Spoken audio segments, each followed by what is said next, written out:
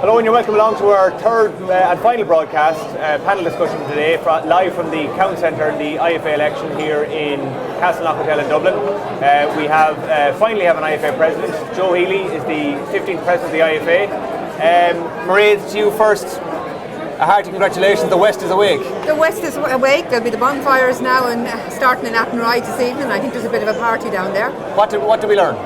Well, we learned one thing at the Farmers Journal Red Sea poll taken over, 2-3 months ago at this stage, that it was bang on and nobody believed it. Well, it was quite controversial at the time because it very significantly put Joe Healy ahead, and that would have been the first indication that farmers were thinking of Joe and thinking in that direction. Elected on the first count as well. Elected on the first count. Now, slightly shy of the 50%, but the other candidates gracefully conceded because there was no way he was going to lose at that stage. So, yes, we predicted that at lunchtime as well, that it would be a first count election. Harold, and to you as somebody who's inside the IFA's Executive Council, former Environment Chair, current Cork North, Cork Central Chair, apologies. What do you think Joe Healy will bring as leader of the IFA? Well, look, I suppose he's coming in as an outside pair of eyes from coming in at the top from an outside. He's obviously been involved, and look, anybody who's involved in farming will understand the issues that are there in farming. And I hope that this fresh pair of eyes will help us. Obviously, look, it's going to be a very steep learning curve. He's on a plane tomorrow heading for Brussels. So, but as a dairy farmer, and that's what I suppose Joe maybe majored on somewhat, that he was able to unite dairy farmers, or most of them, bar the one sitting to my left, who voted for Henry Burns. But was there a sense that dairy farmers felt that they needed a representation now more than ever? Look, I know there's actually, if you look across council, there's going to be an awful lot of dairy farmers, myself included, on council going forward now.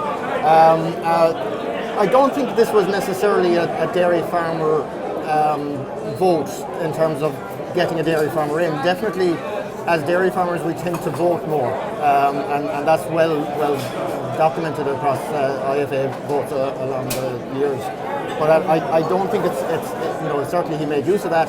I don't think that's what got him in. I think it was the fresh look at IFA, and people wanted an outsider. Right. I mean, there's been very strong dairy candidates that run for IFA president. Yeah. They haven't got elected. I mean, you won't get elected as IFA president on the dairy farm votes alone. How did Joe get elected so much? I think he had very broad appeal, and he was very well known. He'd had his Macra career as well. He's very personable, he's very articulate. He came across well in the head-to-heads as well, also. And then Galway has a serious reputation of when they have a candidate that's worth electing, they get out there and they support him. But Galway's on the ground. Galway's a problem child for IFA as a whole. Like it's been split. There's been talks of the north and south splitting. How did he get an entire county behind him? He was certainly able to pull Galway behind him. And one of the advantages, people complain about Galway and all the big number of branches over there, but it actually gives people a chance of leadership within IFA, be it at branch level or straight into the county executive then. And you've got this huge turnover of people and variety of people coming through. So, but dairy farmers won't get you elected by themselves. He had much broader appeal, and in his comments there, in his speech now, in acceptance speech, he's very, very clear about the strength and unity of IFA and the coming together and the need people to work together now. And just before on, Sean, what do you think, apart from those points, what did you make of his speech? He's taking it right off the cuff. He's very emotional. There were fist pumps. He was very emotional. He was nearly in tears, especially when he was thanking the people who gave the time at the busiest time of the year in farming to go out and be his supporters. I thought he was so articulate and so passionate. It was no wonder really. Sean, President of Macra na Firma, the only one sitting among us who's been elected to a real national position. This time last year was on the campaign trail myself. That's right, and the West is awake a little bit. We now have an IFA president from the West, we have a Macra president from the West.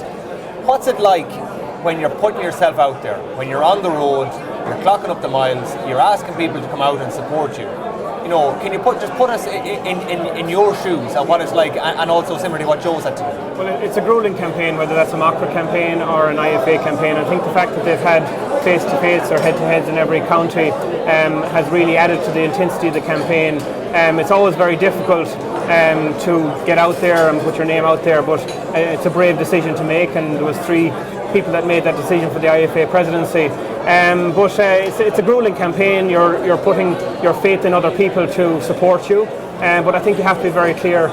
You have to very clear policies. You have to understand what you want, what the role is, and be very clear on what you can do for when you become elected. And just the dairy farmer links were heavily played up with Joe Healy, but his Macra role and being former president of Macra and being able to draw on that base from across the country. Just how important was the Macra and ex-Macra contingent? Well, Joe was a very popular Macra president, and he indeed maintained his Macra contacts right throughout the country during the course of the years since he finished up in that role. So I even saw people here today that I would have met at various functions through the year, at various Macra functions right across the country that were in Macra in his time, and they maintained the contact with them down through the years, and they helped him out as part of this campaign. So I suppose all of that coming together gave him a national appeal as a candidate. Mairead. Yeah, we talked about a grueling campaign, and it has been grueling. But you know what? These guys need to have stamina. They need to have the stamina of I don't know what now. I mean, Joe Healy will be on, as you said, what you were saying, he's on a plane to Brussels in the morning. He might be over there for 2 days. He'll be coming back late at night. He'll be going to a meeting. He'll be back up to the other side of the country the next night, back down to the south. This is an absolute pressure job, 24/7, 7 days a week for the next 2 to 4 years. They have to have stamina to be able to deal with it. I'd agree with that. I know even in my own role, but even in the IFA role is a huge role as well. It's a lot of travel involved and huge amount of effort and commitment required. And that's all ahead of Joe now, and he takes up his role. And Harold, back to you. The 6 months, and Joe Healy, within the first sentence of his hustings every time, said this is an extraordinary campaign. The IFA is not where it's ever been before, not in 60 years. Where is IFA now, and where can it go? Well, look, the key thing with something like this is to learn from it and move on and get stronger because of it. And I think, look, there were suggestions made about, you said yourself about Galway being a problem. Galway is a very strong, active county, and that's what IFA needs to be, is strong and active. I was partly disappointed in some areas of the country with the turnout of votes.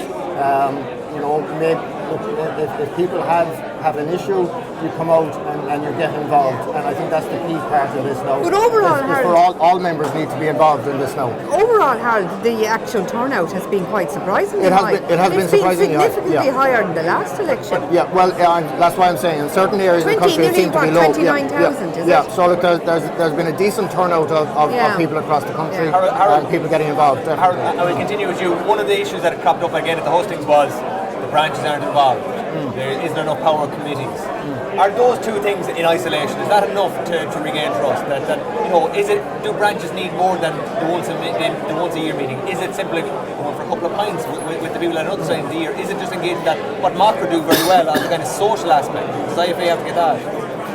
Well, look, I think in some cases, whatever people want is what you'll get, and if people want to have more meetings than one in a year, some branches are already doing that, and quite successfully. Others have tried it; it didn't work. Probably because of discussion groups and because of Teagasc have a lot of meetings. There's information out there already. So what IFA was providing before in terms of technical information on farming, people came to have a chat about farming. That's not there anymore. It's become, people see IFA now as going to a meeting and a political type meeting as such, and that's what they see it. Look, if people want to have more branch meetings, why not? If people want to come to the county executives, I'll be chairing Cork Central now for the next 4 years, hopefully. That's open to all Cork Central members. So if you want to get involved, the branch network in IFA, is extremely strong. It is extremely strong. It is absolutely vital. I know in my job, and for the last 15 years in my job, if I want to know what's happening in an area, it's a branch chairman I ring. Absolutely. But if it's a fodder crisis, the branch chairman will know what to do. If it's pylons, if it's wind, if it's whatever the issue is, once you've got a chapter, it's like kind of a sleeping cell. They're there.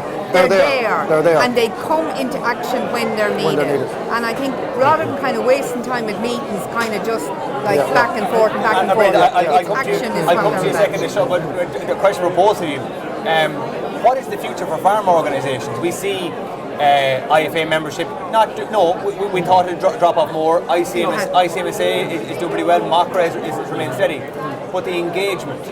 Our farmers, younger farmers, just too busy, tied up with their being just busy on farm, being busy at home. Is the appetite there to get out and to want to be involved? I think you have to encourage people to get involved, and really it's all about communication.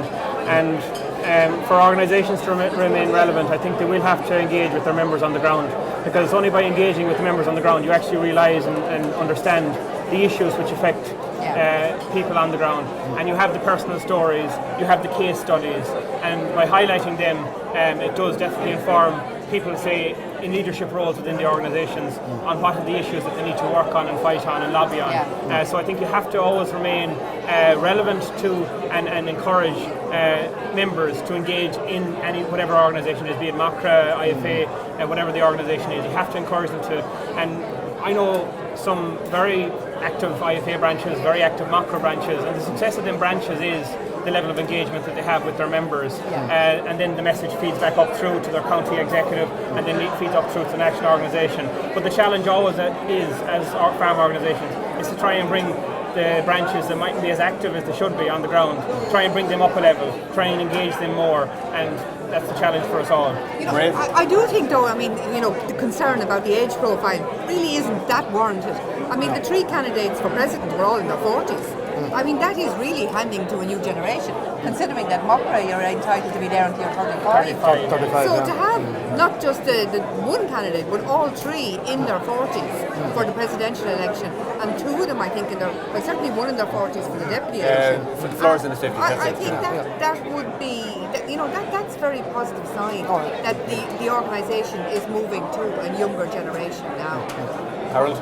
Yeah, look, again, what happens in a lot of cases on farms is that the membership can be in say, the parent's name, even though the son is involved actively in the farm. So there is definitely a point to be made to get the younger people who are actively working on the farm actually brought in as IFA members and get them involved. And look, I'd certainly take the point, there are younger people getting involved actively. There's many ways to get involved. You don't necessarily have to be a county chairman to be involved or run for president to get involved. There's lots of things you can do at a local level for to get involved in I think it would be no harm to have, I've always thought myself now, what happens with county executives when you come to the AGM and a couple of positions become available, people serve their time.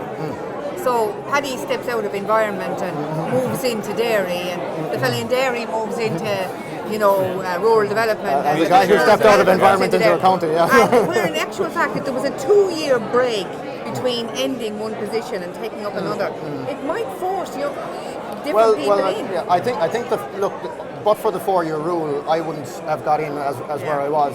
That's what gets the turnover of people. Having to have a break wouldn't necessarily work. There has to be a break if you want to run for the same role again.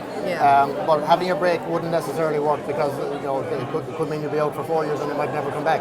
Harold, as we broadcast here, there's still counting going on in the deputy race. Nigel Rennan has been eliminated.